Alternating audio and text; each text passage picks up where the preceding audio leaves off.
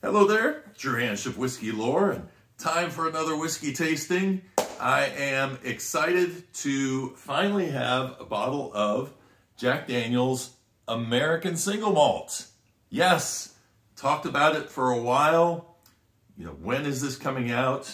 Basically, it was one part of triple mash, which is a combination of bonded versions of their Tennessee Rye, Tennessee Whiskey, and their American Single Malt. And I got a chance when I went to Lynchburg when they released this to taste those three components separately. 50% alcohol by volume, aged at least 4 years, probably over 4 years for some.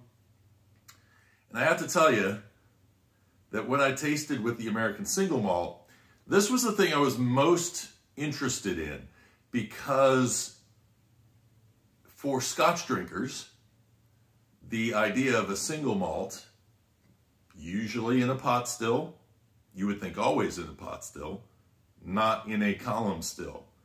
Now, to give you a little bit of history, back in the 19th century, when the column still was really taking off and became prevalent in the making of Scotch spirits, especially grain whiskey for blends, there were distilleries that were making single malt on coffee stills, which are column stills, 2 columns.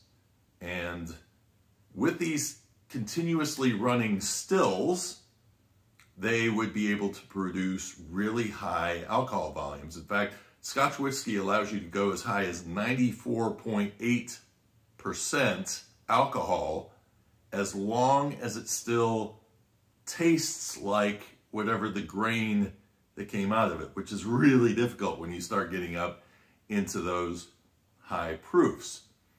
So there had been some single malts in the past that were distilled through a column still. Move forward to the United States, I've learned a lot actually about stills in terms of, now, because this product has caused me to want to learn more about stills, because in the United States, they don't really use the coffee still, the 2-column still.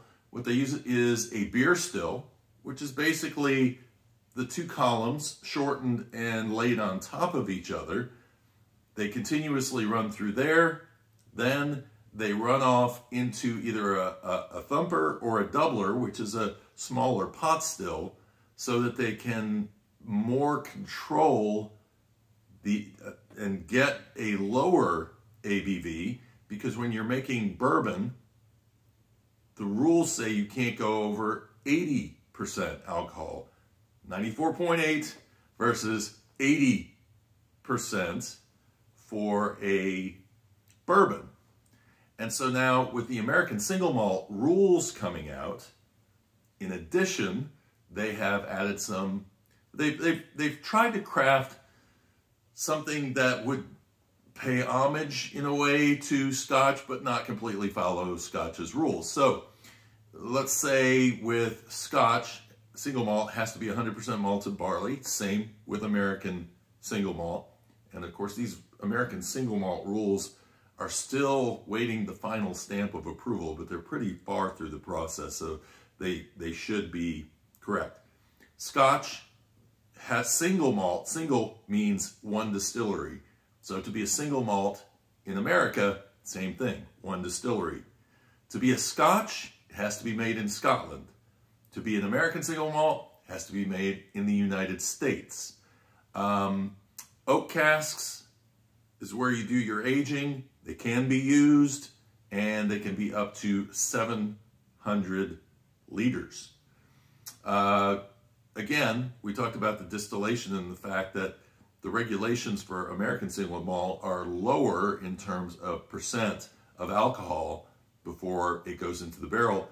Another main thing is that there is not an age statement requirement for American Single Malt, whereas there is for Scotch. Scotch has to be 3 years, a rule that came along in the second decade of the 20th century and has hung throughout.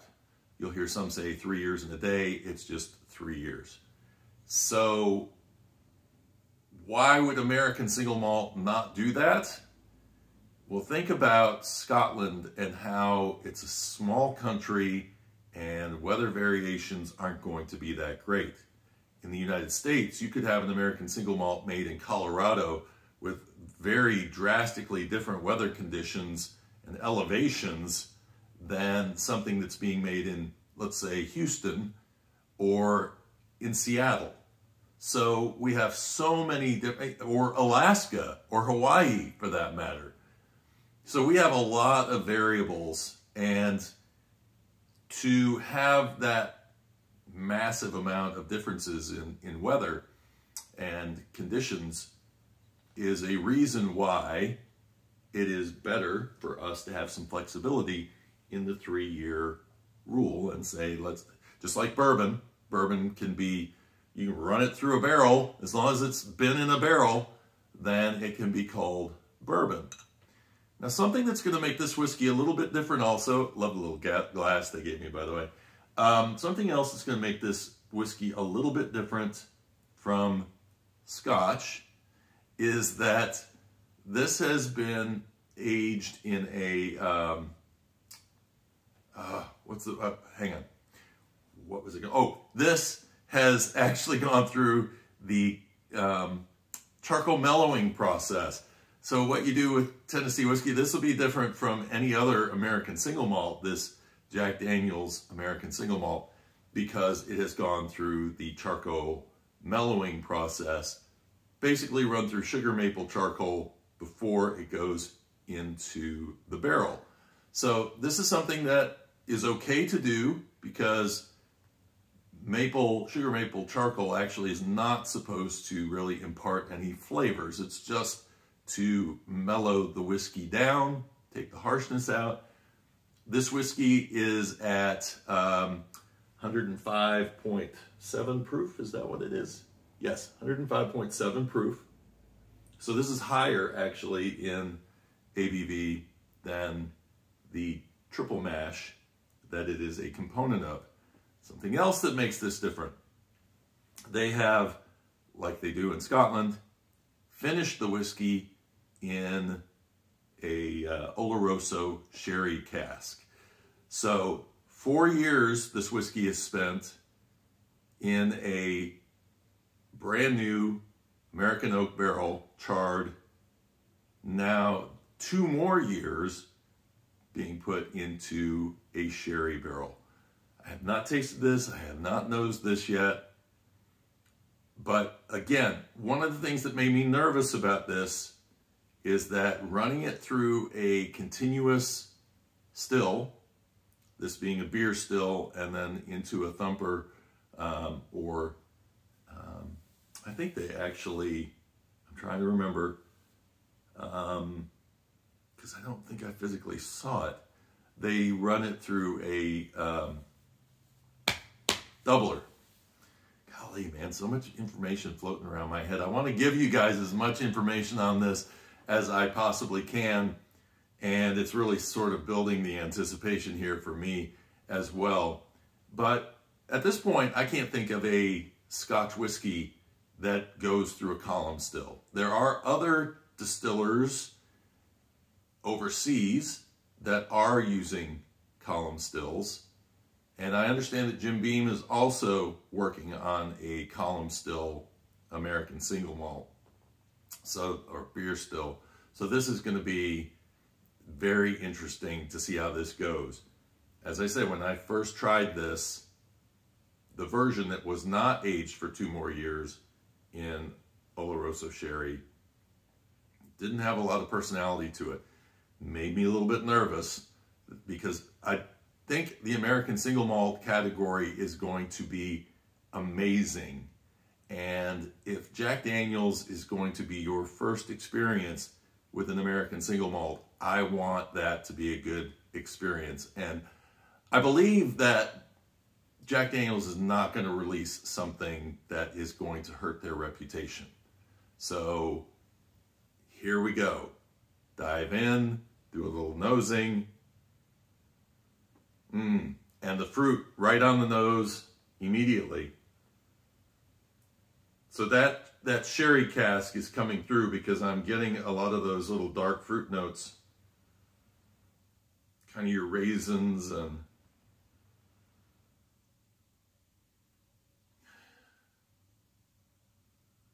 very interesting. It when you think of Jack Daniel's whiskey and the ones that they've released lately, they have a lot of oak going on in them, and I'm not getting a lot of oak out of this. It's subtle. It's very, very subtle, but the sherry really is doing its job on this particular whiskey because you're really pulling in some of those notes that you would expect out of an Oloroso sherry cask. Just fruity, just dark fruit. And it's hard for me to describe any beyond that. I'm looking for like the vanilla, the caramel, those things you might expect from the bourbon barrel, but very subtle on the nose. Cheers. Oh, wow. Oh, wow. Boy, if you like sherry, that is fascinating. Kudos for doing the sherry barrel because you are getting a lot of those dark fruits in there. And it's intense. Honestly, this is, I've talked about in the past the Jim Beam dark rye, the Basil Hayden dark rye, and my frustration with it because it is basically heavy-handed in the way that they just basically took a rye whiskey and then dumped a port in it, and it just ends up tasting like a port. This has had so much time in those sherry barrels that it has picked up a lot of that grape and fruit influence on this whiskey. This is going to shock a lot of people. It's going to shock Scotch whiskey people because they're going to say, whoa, you know, that's actually really interesting. It fits. I have to think Dr. Rachel Berry was in on this somewhere along the line, or maybe she suggested the casks to use. I don't know, or Chris did this on his own, Chris Fletcher. But man, it is. Oh, and the nose all of a sudden picks up with a lot more spices now after taking a sip of it.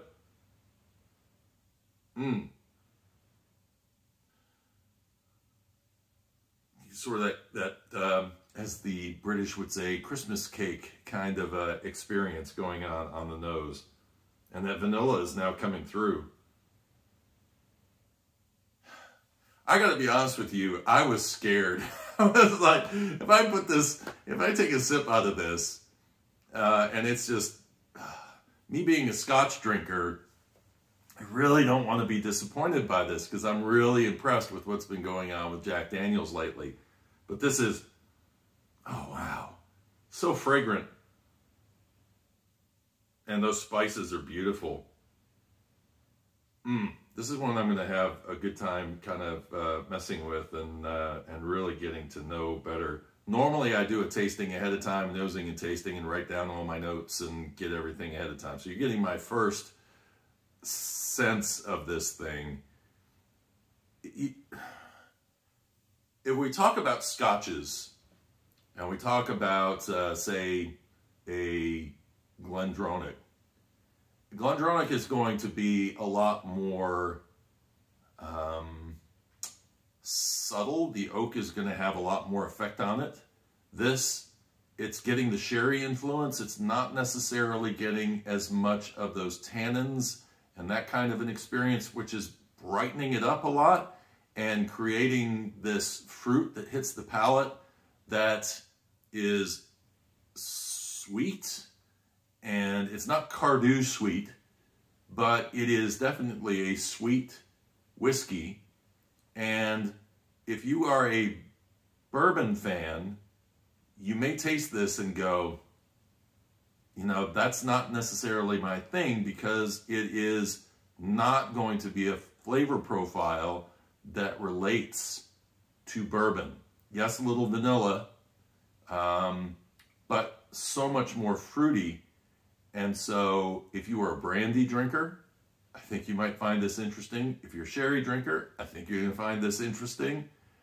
And at $70 a bottle, it's one of those you're going to have to kind of take a chance on, and it's not available everywhere. So that's going to be a difficult point for this. But I am impressed. I am truly impressed. This has gone in a direction I did not expect at all. Love the high proof of it.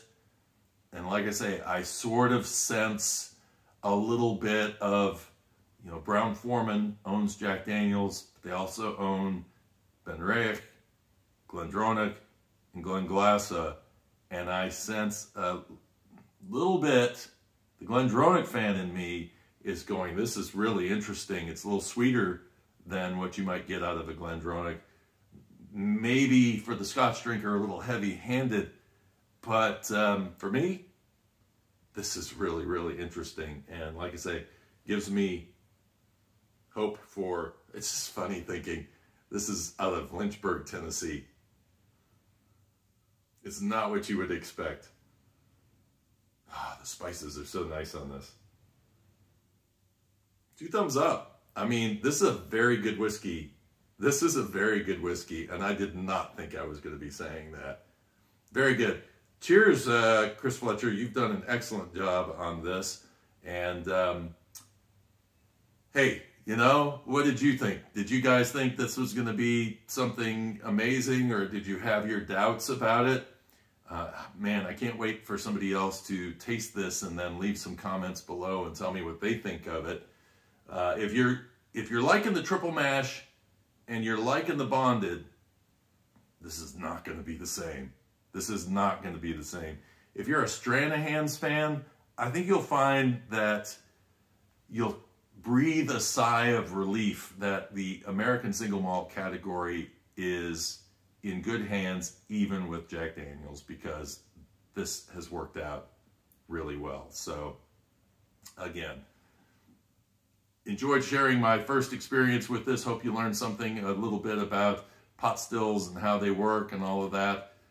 You know, if this is what can happen with a column still and making a single malt, just really working nicely on those barrels, then, you know, there's a chance that if we start seeing more of those come out, it may change my opinion on the fact that, you know, you should be always making your single malts in a pot still.